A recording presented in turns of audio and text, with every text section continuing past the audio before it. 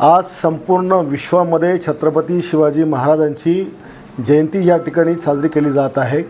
प्रत्येकाच्या मनामध्ये उत्साह आहे। प्रत्येक शिवभक्त ही जयंती साजरी करून राहिलेला आहे।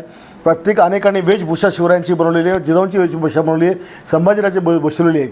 आणि दिल्लीच्या काँग्रेसचा नेता आज स्वतःच्या अकाउंटवर ट्विट करतो आणि छत्रपती शिवाजी महाराजांना श्रद्धांजली अर्पण करतो। याला लाज वाटायला पाहिजे की आज जयंती एका पुण्यतिथी आहे।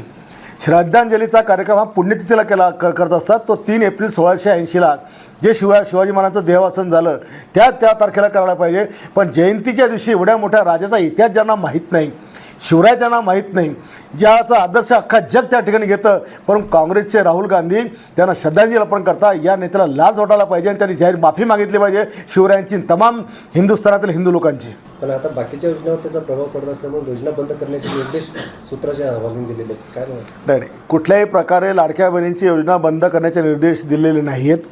ज्या घाईघाईमध्ये ती जी योजना आली त्या काळात काही चुकून ज्या लोकांच्या ज्यांच्याकडे म्हणजे ज्या IT रिटर्न आहे त्या निकषात बसत नाही अशा काही लाखो लोकांच्या महिलांना लाडक्या बहिणींना तो लाभ गेलेला आहे। तो लाभ त्यांनी सोडावा असं आवाहन सरकारच्या वतीने केलेलं आहे। योजना बंद होणार नाही हे 100% खरं आहे। राहुल गांधींनी जे वक्तव्य केलं याचा कशा पद्धतीने निषेध करतात?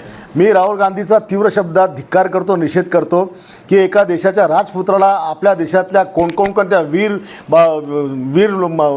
महाराजांनी, राजांनी जो काही त्याग करून हे स्वराज्य वाचवलं, हे राष्ट्र वाचवलं, त्यांच्याबद्दल यांना साधी माहिती असू नये की त्यांची आज जयंती आहे का त्यांचा आज मृत्यूचा दिवस आहे। तर त्याच्या बुद्धीची मला दया या ठिकाणी येते आणि ही आमच्या शिवरायांची विटंबना आहे, देशाची विटंबना आहे, राज्याची विटंबना आहे। ABP माझा, उघडा डोळे बघा नीट।